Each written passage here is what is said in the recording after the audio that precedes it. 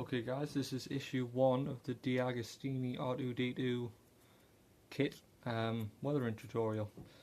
Firstly, I'm going to outline the kit that I'm going to be using. First off, a good set of brushes, varying in size for obviously your different size parts, and the paints. Well, doesn't specifically have to be the brands that I'm using here, but I've got Tamiya's gunmetal grey and the chrome silver, which is for the scratched away paint effect. I also have Humbrol's set of washes, which I have the sand and dust for the feet, which will be in a later issue, gloss oil, bluey grey and dark grey, and then finally the rust washes for doing the small bits of rust effect, which are in select places. I have tissue and some enamel thinners. Okay, so the first bit I'm going to be weathering is the photoreceptor lens shroud. I'm going to be starting off with the gunmetal grey.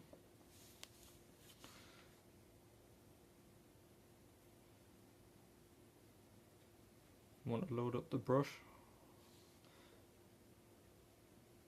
and then thin it out so there's very little left on the brush, which removes the room for error, i.e. flooding paint onto the piece.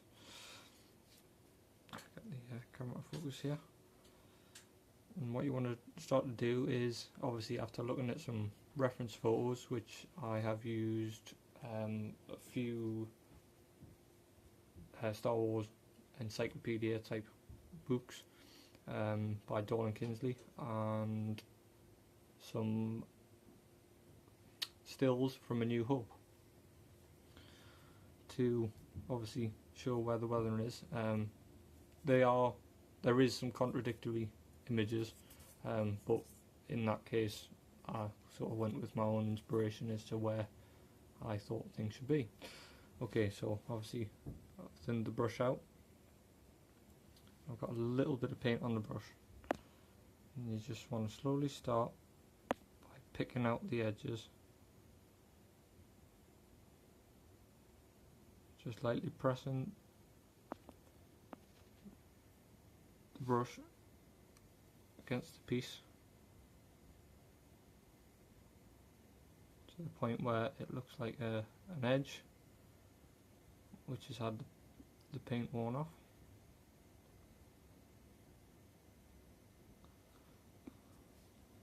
And you end up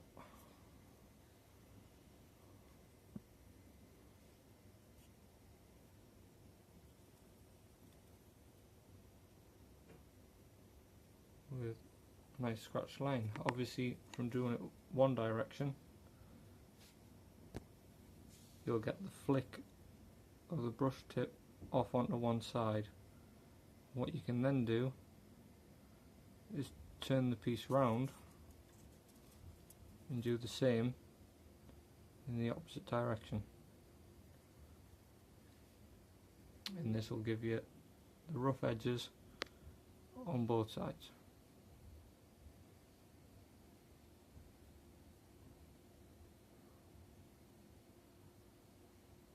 Now you don't have to fully pick out the whole edge, you can just do small sections, which also looks rather effective. And you can also increase how much paint you drag onto the edge of the model, which gives you the effect of a slightly larger scratch.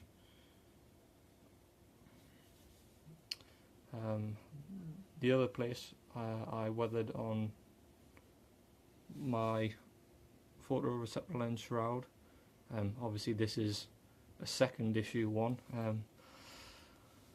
is the slot and the actual bezel that goes around the photoreceptor lens. Same sort of process, just working slowly around with a relatively small brush. Obviously you just use your judgment, taking into account your brush control as to how big or small brush to use.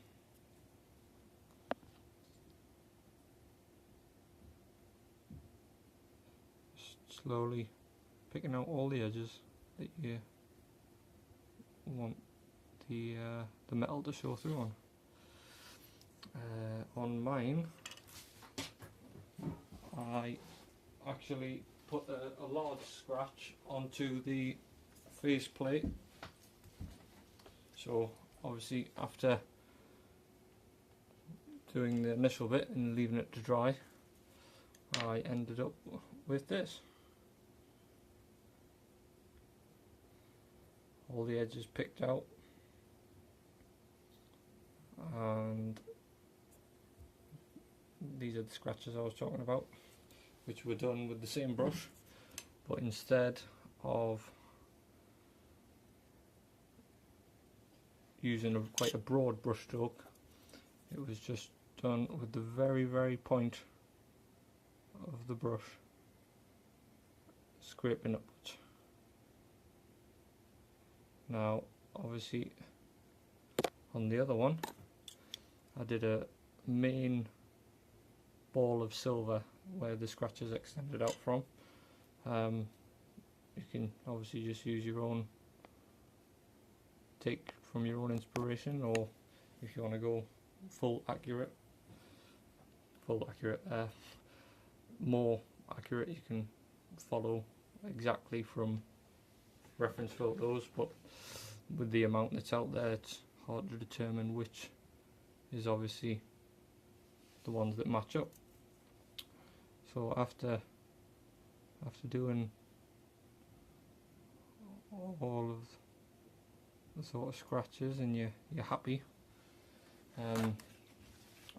another trick I used for doing the fade out, which obviously makes it look like there's a little bit of paint still on there and it's just the metal fading through, to use a bit of tissue and then to dab over the area you've applied the silver paint to as soon as you put it on. This specific Tamiya paint does dry very quickly, and if you're trying to get the blotchy smudged away effect,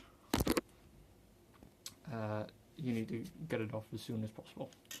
So after doing that,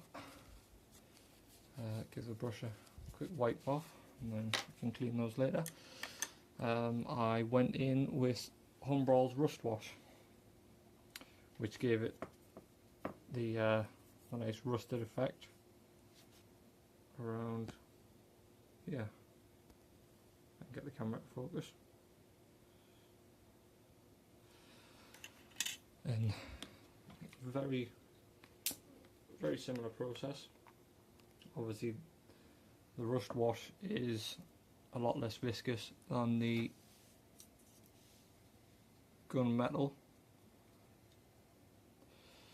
So again, load the brush up, take a little bit off so as not to overload the model piece, and then it goes on. This has got a bit of a longer drying time than the Tamiya acrylic, but the same thing again. Dab it on and then remove any excess and blotch it off with some tissue. Now if you want more of a orange colouring to stay there, obviously to give you more of a rusty effect, you can allow it to dry a bit longer and then dab less off.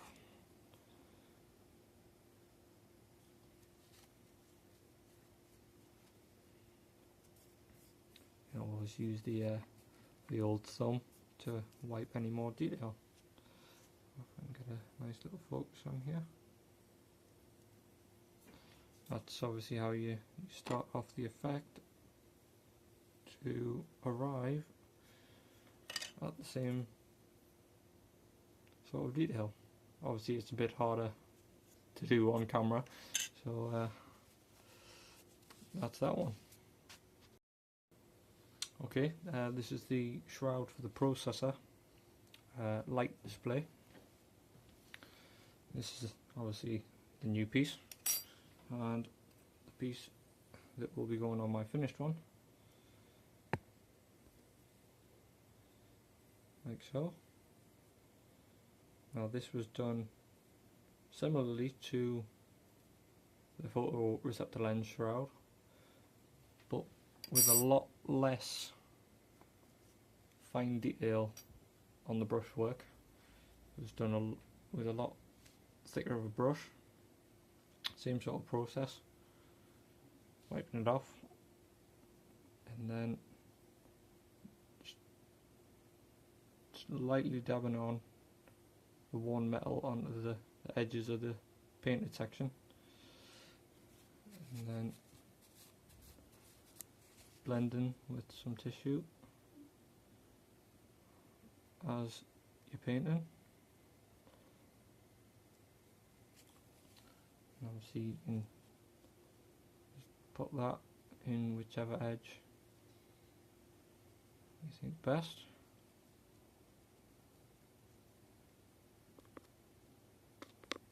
Just slowly working your way around.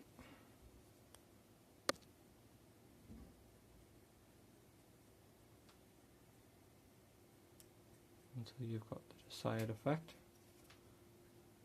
You can just build it up nice and slowly, and then set that to dry. Shouldn't take very long. And then you can go in with the rust. Obviously this is the after rust one.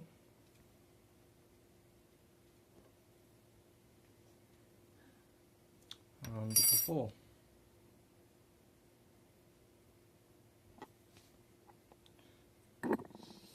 Same process as with the other piece. You can be pretty liberal with the rust wash. It's very, very forgiving.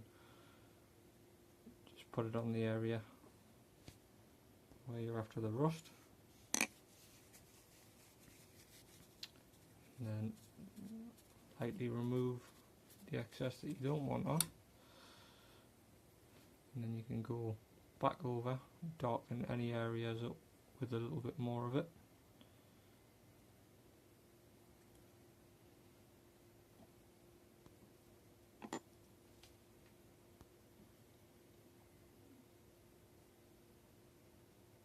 Which will give you a nice rusted effect. Obviously not everyone will want to go for the aged look, but there's a bit of a stickler for detail, a bit of wear is kind of my thing. So my R2 unit's going to be pretty aged, quite a few battle scars on.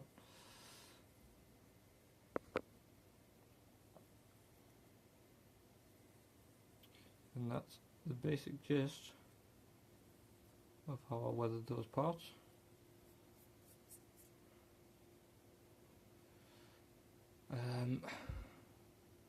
Obviously I haven't got into the washes, which I used on the second issue, because I haven't managed to get a hold of another copy of issue 2. Same sort of deal with this edge here.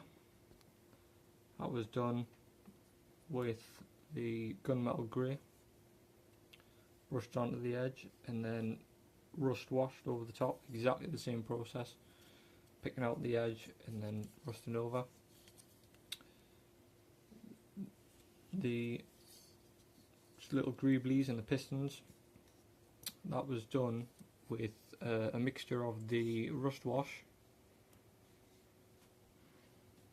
the blue grey wash and the gloss oil stain. Now I started off with the blue-grey wash, as it's the darkest one I've got in the minute. I haven't yet managed to pick up a black. The model shop didn't have that one in, so picked out the furthermost areas with the darkest colour, then went over with the gloss oil on the piston, made sure it was all into the grooves, all the little detailed bits, and then finally just added a very light wash of the rust to speckle it, and the speckling obviously is achieved with the tissue. And then I used a small bit of the gunmetal grey just to pick out some very light areas to re-highlight it. Obviously after washing it, it dulls it down quite a lot. The gunmetal grey picks out the highlights. So that's how I achieved it on issue 2. That's it.